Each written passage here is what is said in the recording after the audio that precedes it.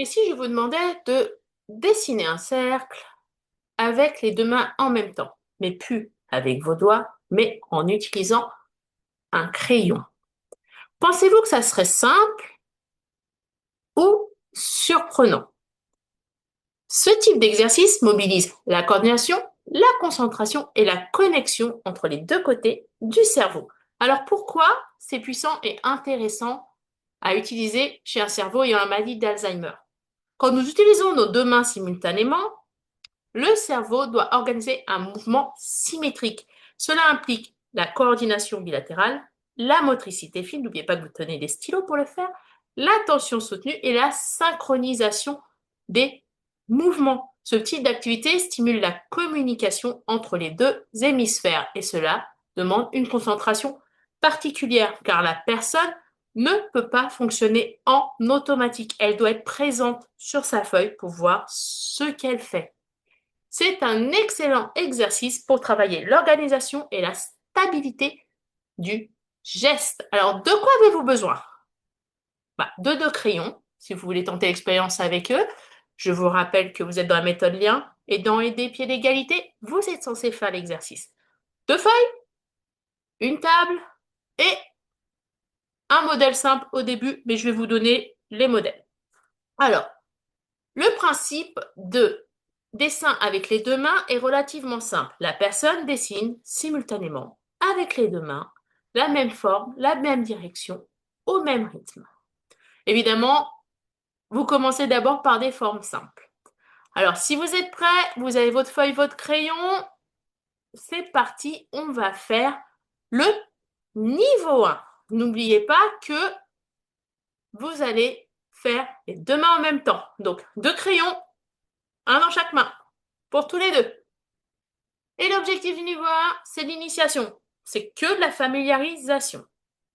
Alors, premièrement, on va faire des cercles sur la feuille.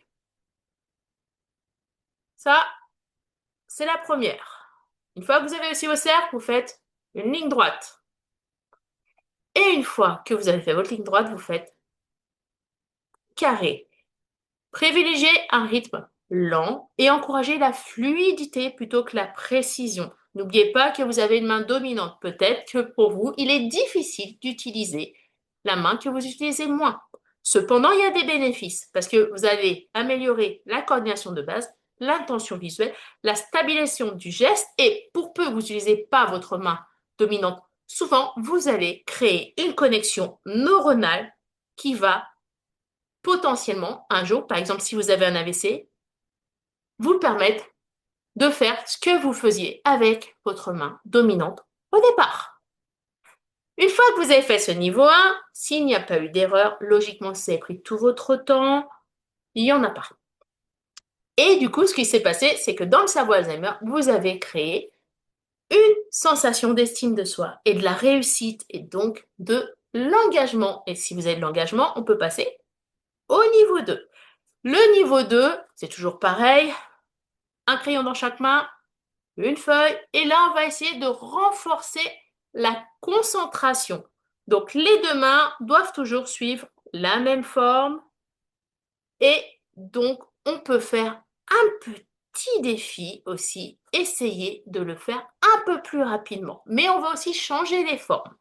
Donc, on peut passer sur la maison. Donc, un carré, un triangle, bien sûr, toujours sur la feuille, une fleur, pensez à la marguerite, le rond, les pétales, le soleil, un rond, des petits bâtons.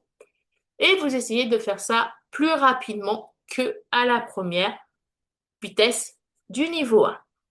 Cela va stimuler du coup votre contrôle moteur, votre capacité d'adaptation, parce que n'oubliez pas que vous avez changé de forme, mais en plus, vous le faites plus rapidement. Donc, votre concentration va se retrouver prolongée.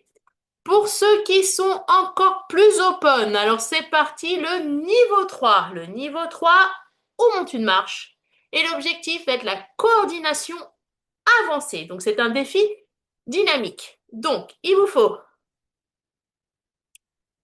pareil, crayon, feuille. Et donc, ce qu'on va faire est un tout petit peu plus compliqué. On va ajouter une règle. Alors, je vais vous en donner plusieurs. Je vais vous donner 3 règles. Vous en choisissez une.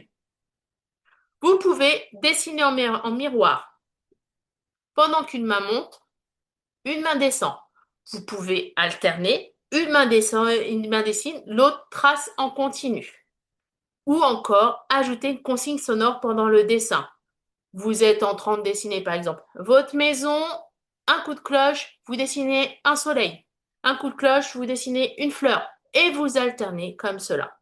Et ainsi, vous allez mobiliser votre attention, qui est divisée, la flexibilité cognitive et la synchronisation complexe. Évidemment, faites toujours ça sans pression. Alors, une petite variante pour les douleurs articulaires. Si les mains sont trop sensibles, utilisez des feutres très larges. Réduisez la taille du dessin. Il n'y a pas besoin de faire forcément des grandes formes. Ça marche très bien sur des feuilles A5. Vous pouvez aussi dessiner dans l'air. Les circuits actifs dans votre cerveau, ce sont les mêmes. Ou poser les 2 mains sur la table et effectuer le mouvement guidé sans crayon.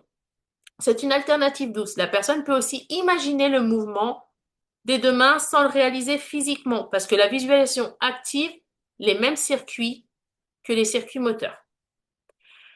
Alors maintenant, le challenge. Le challenge, il est simple. Vous allez faire les 3 exercices en même temps. Sur une semaine, à J1, vous regardez où vous vous êtes trompé ou où vous avez mis le plus de temps.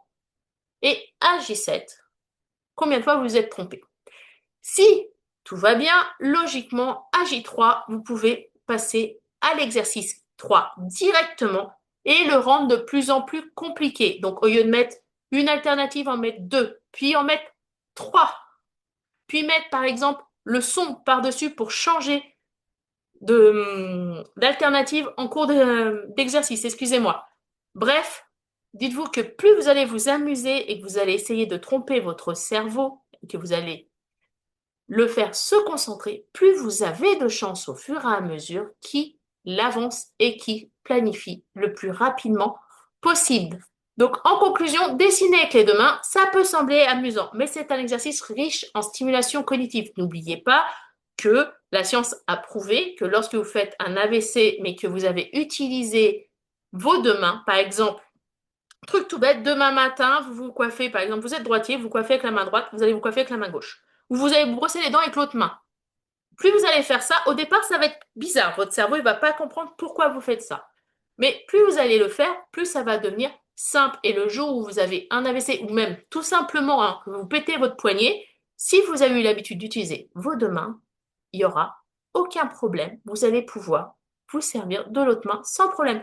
Ça va permettre de créer en fait un moment d'apprentissage actif. Et donc, si vous souhaitez d'autres idées simples à mettre en place, n'hésitez pas à vous abonner à la chaîne. Actuellement, il y a une vidéo de stimulation cognitive sans matériel ou peu de matériel qui tombe tous les jeudis à 15 heures. Je suis toujours Albert Audrey, neurocoach Alzheimer. Et ici, on stimule le cerveau, mais on nourrit le lien au quotidien.